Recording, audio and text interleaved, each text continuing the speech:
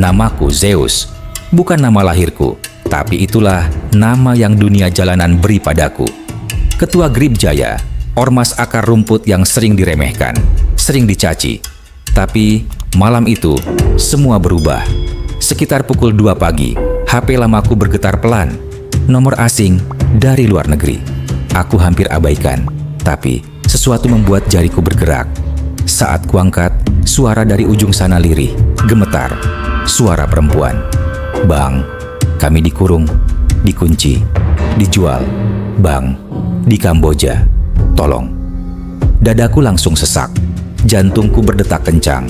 Lebih kencang dari saat aku dulu dihajar 5 orang di Tanah Abang dan masih bisa berdiri. Tapi ini bukan soal pukul-pukulan. Ini soal nyawa. Soal martabat.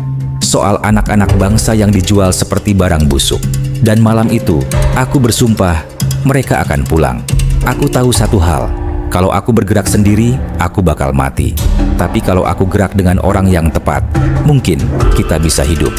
Maka, pagi itu, aku kirim kode ke orang yang pernah selamatkan nyawaku di medan rusuh Ambon dulu, Mayor Edi Kopassus. Kami bertemu diam-diam di ruang parkir kosong di bawah stadion GBK. Hanya kami berdua, tak ada senyum, tak ada salam panjang, hanya tatapan yang saling paham. Negara tahu? Tanya Edi. Negara diem, jawabku. Tapi Tuhan tahu. Ia menatapku lama. Aku tahu di kepalanya ada kalkulasi resiko, kemungkinan gagal, dan mayat berserakan. Tapi akhirnya dia mengangguk. Ringkas, tegas. Kita jalan, tapi ini bukan operasi biasa. Ini operasi bayangan. Negara nggak boleh tahu. Dan dari sana, semuanya dimulai. Informasi kami kumpulkan lewat jalur yang tak bisa kau buka di Google. Perdagangan manusia ini licin. Perempuan-perempuan muda dari Indonesia dijanjikan kerja, dikirim lewat jalur ilegal dari Medan, Batam, Surabaya. Sampai di Phnom Penh, mereka dijual ke sindikat. Mereka dikurung, dipukuli, dijadikan pemuas birahi lelaki mabuk dari Tiongkok sampai Rusia. Salah satu nama paling keji yang muncul, Chandra, mantan militer Kamboja yang kini jadi kepala sindikat. Kaya, licik, kejam. Kami tahu lokasi mereka. Sebuah villa berpagar baja di pinggiran kota, dijaga senjata otomatis, kamera pengintai, dan anjing-anjing haus darah. Tapi kami juga tahu satu hal. Mereka takkan selamat kalau kami diam. Mayor Edi membawa 6 prajurit Kopassus, pasukan bayangan. Tanpa nama, tanpa seragam, hanya senjata, nyali, dan dendam terhadap kejahatan. Aku bawa 5 anak Grip Jaya.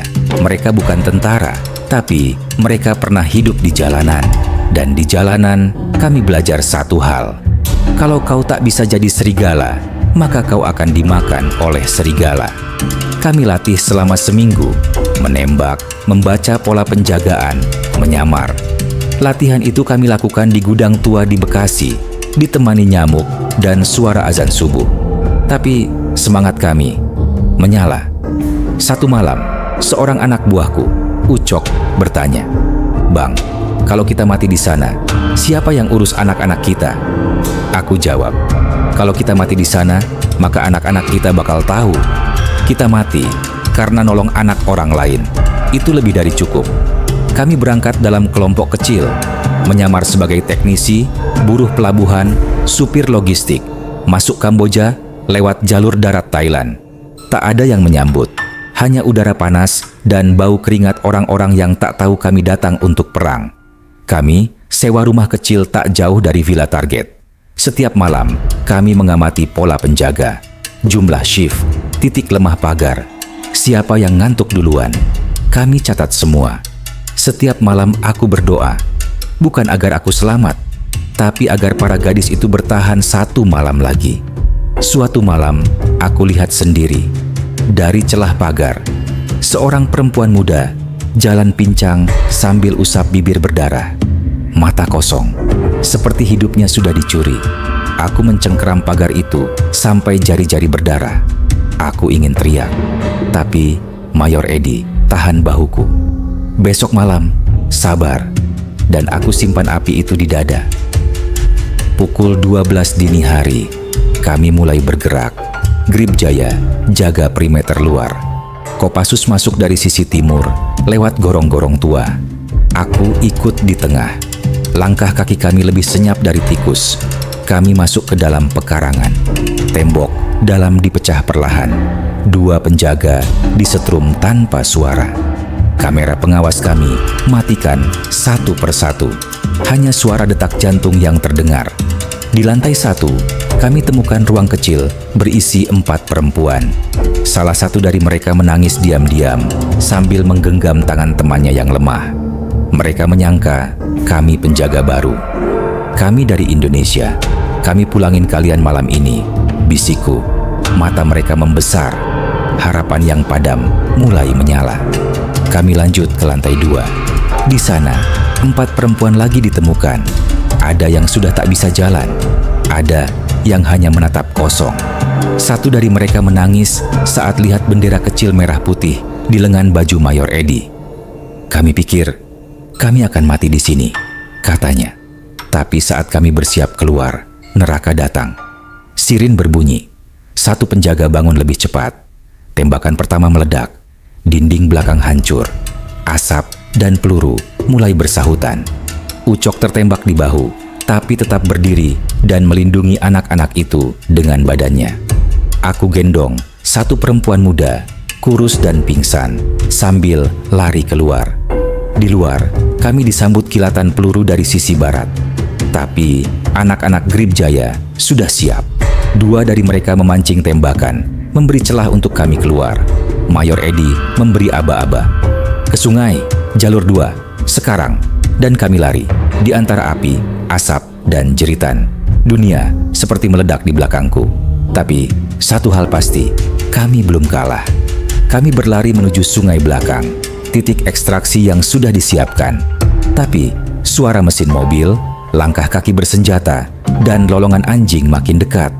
Aku merasa waktu makin sempit, napas makin sesak, dan langit makin gelap, meski malam hampir berakhir. Ketika kami sampai di sungai, ternyata mereka sudah menunggu. 12 pria bersenjata berat, lengkap dengan lampu sorot dan wajah bengis. Rasanya seperti berdiri di ujung liang kubur. Ucok dengan bahu yang masih berdarah, berdiri paling depan. Kalau harus mati, matilah berdiri, teriaknya. Tapi sebelum kami bergerak, terdengar peluit panjang dari dalam air. Dari sungai muncul tim kedua, Kopassus, lengkap dengan pelindung air dan senapan senyap. Seperti bayangan yang muncul dari kedalaman malam. Dalam hitungan detik, bom asap dilempar dan suara tembakan menyayat udara. Kami rebut perahu karet, dorong satu persatu korban naik. Aku ikut dorong tubuh ringkih seorang gadis yang masih tak sadarkan diri. Edi melompat ke perahu terakhir sambil menembak mundur. Kami menyusuri sungai gelap itu dengan napas tercekat. Di balik kabut asap dan api, aku dengar lolongan frustasi musuh. Tapi kami tak berhenti. Ketika langit mulai berubah dari hitam pekat menjadi abu kebiruan dan matahari perlahan muncul dari timur, kami tahu satu hal. Kami masih hidup. Mereka masih hidup. Dan pagi itu, kami menangis. Tangis bukan karena takut, tapi karena beban di dada pecah. Karena mereka yang dulu dianggap barang, kini kembali jadi manusia. Kami kembali ke tanah air tanpa tepuk tangan. Tak ada iring-iringan mobil, tak ada penyambutan pejabat, tak ada wartawan. Kami hanya bayangan yang datang dan pergi. Setiba di Jakarta, kami pisah di pelabuhan. Aku peluk Mayor Edi, lama. Tak ada kata-kata, hanya pandangan mata yang berkata, kita sudah lakukan yang benar. Anak-anak itu, para korban, kami titipkan ke rumah singgah di Bekasi yang dulu kami bangun dari hasil patungan Grip Jaya. Beberapa butuh waktu lama untuk bicara. Beberapa bahkan tak mau menyentuh cahaya matahari. Tapi kami sabar. Ucok harus dirawat beberapa minggu, tapi dia sembuh. Dan saat dia kembali, ia tak minta imbalan. Ia cuma bilang, "Bang, kapan lagi kita jalan?" Beberapa perempuan itu kini jadi guru PAUD, ada juga yang jadi relawan kemanusiaan. Mereka bukan lagi korban, mereka penyintas, pejuang, Negara mungkin tak tahu, tapi langit tahu, dan malam tahu, dan Tuhan tahu. Aku tetap Zeus, tetap ormas jalanan, tetap dengan tato, motor tua, dan bahasa kasar. Tapi malam itu mengubahku. Karena malam itu, aku belajar kalau kebaikan tak butuh panggung, ia hanya butuh keberanian. Dan selama masih ada tangisan yang tak terdengar, kami akan datang, diam-diam, tapi pasti, demi mereka yang tak punya suara. Karena malam itu, aku tak hanya menyelamatkan mereka, aku juga menyelamatkan diriku sendiri. Terima kasih sudah menonton kisah nyata yang tak pernah diberitakan media. Klik like, tulis pendapatmu di kolom komentar, dan yang paling penting, jangan lupa subscribe untuk terus dukung konten berani seperti ini. Karena di balik layar negeri ini, masih banyak cerita yang harus kita ungkap. Sampai jumpa di cerita berikutnya. Merdeka!